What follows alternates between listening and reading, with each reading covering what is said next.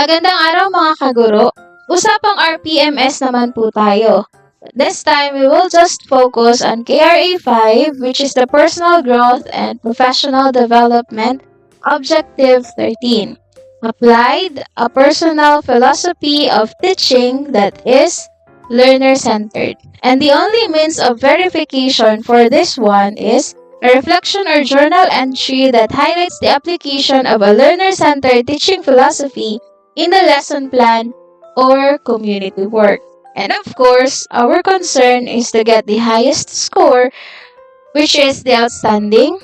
And to be able to do that, we have to submit an MOV that details the consistent involvement of learners in the teaching-learning process resulting from the application of a personal philosophy of teaching that is learner-centered.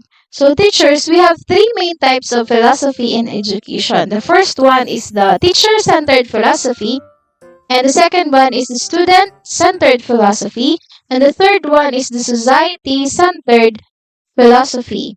So we have to focus on student-centered philosophy, which are progressivism, constructivism, and humanism. So para makagawa tayo ng journal, we have to be able to understand kung ano ba ang ibig sabihin ng mga philosophies na ito. So progressivism focuses in developing students' moral compass. Progressivists believe that individuality, progress, and change are fundamental to one's education, believing that people learn best from what they consider most relevant to their lives. Progressivists center their curricula on the needs, experiences, interests, and abilities of students. The next one is the constructivism. Constructivism focuses on using education to shape a student's worldview. It is the theory that says learners construct knowledge rather than just passively take in information. As people experience the world and reflect upon those experiences, they build their own representation and incorporate new information into their pre-existing knowledge or their schemas. And the last one is humanism. Humanism is about fostering each student to his or her fullest potential. Humanistic teachers believe that knowledge and feelings go hand in hand in the learning process. Cognitive and affective learning are both important to humanistic learning. Lessons and activities should focus on the whole student and their intellect and feelings, not one or the other. So with that in mind, I have made my journal entry for the 4 quarters, and I will be sharing with you this teaching philosophy in this video. So for quarter 1, embracing learner-centered teaching philosophy.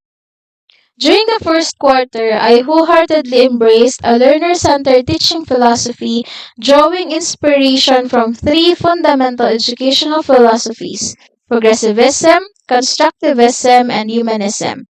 Each philosophy played a crucial role in shaping the lesson and involving my students in the teaching-learning process. So dito ikukwento nyo na po kung paano nyo isinama ang mga estudyante sa inyong pagpaplano ng lesson, gayon din sa inyong execution of the lesson. Progressivism emphasizes the importance of active learning and real-world experiences. To incorporate this, I designed hands-on activities and group discussions that allowed students to explore concepts in a practical manner. By encouraging them to share their ideas and take on leadership roles, I ensured that they were actively engaged in the learning process. Constructivism revolves around the notion that students construct their understanding of knowledge through their experiences and interactions. Throughout the class, I prompted students to reflect on their prior knowledge and connect it to new information. By guiding them through discovery and inquiry-based learning, I empowered them to build meaningful connections between concepts and their personal experiences. Humanism focuses on the individual's needs, interests, and well-being. In my teaching, I took time to get to know each student personally, understanding their strengths, challenges, and aspirations. This allowed me to tailor the lessons to cater to the diverse learning styles and motivations, ensuring that they felt valued and supported in the lesson. For the second quarter, I gave it a title Fostering Active Participation in the Classroom. Quarter 2 centered on fostering active participation among my students, aligning with my learner-centered teaching philosophy. Drawing from progressivism, I encourage students to take an active role in shaping their learning experiences.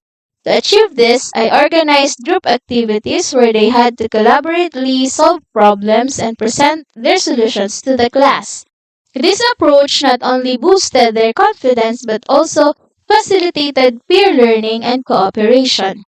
In line with constructivism, I designed tasks that required critical thinking and inquiry.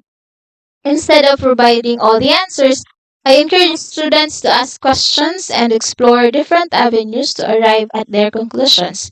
By guiding them through this process, I witnessed their excitement and engagement in discovering knowledge independently.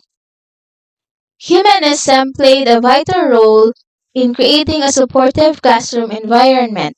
I prioritized open communication, encouraging students to share their thoughts and opinions without fear of judgment.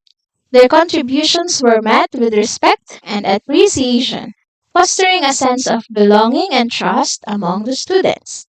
For the third quarter, empowering self-directed learning. In the third quarter, I revolve around empowering my students to become self-directed learners in line with my learner-centered philosophy. Progressivism influenced my teaching approach by encouraging students to explore topics that pique their curiosity. I allowed them to choose research topics and projects, giving them the autonomy to delve into areas of personal interest. Constructivism played a crucial role as I guided students through the process of constructing their understanding. Instead of simply providing information, I facilitated discussions and guided them to relevant resources, enabling them to actively seek knowledge and construct the understanding. Humanism underpinned a supportive learning environment where I acknowledged each student's learning preferences and provided resources and feedback tailored to their individual needs. By encouraging self-reflection and goal setting, I empowered students to take ownership of their learning journey. And for the fourth quarter, cultivating lifelong learners. During the fourth quarter, I focused on cultivating a love for learning and fostering lifelong learners driven by my learner centered teaching philosophy. Drawing from progressivism, I integrated real life applications and current events into the lesson to demonstrate the relevance and significance of the concepts being taught. This approach sparked curiosity and excitement among my students, motivating them to explore beyond the classroom. Constructivism influenced my teaching by encouraging students to actively participate in the learning process. I structured the lesson around problem solving activities and project based learning, allowing them to construct knowledge through hands on experiences and collaboration with peers. Humanism was evident in the care and attention I devoted to each student's unique strengths and challenges. I provided personalized support and encouragement to help them overcome obstacles and celebrate their achievements. By fostering a positive and nurturing learning environment, I instilled a sense of confidence and enthusiasm in my students, inspiring them to become lifelong learners beyond the classroom.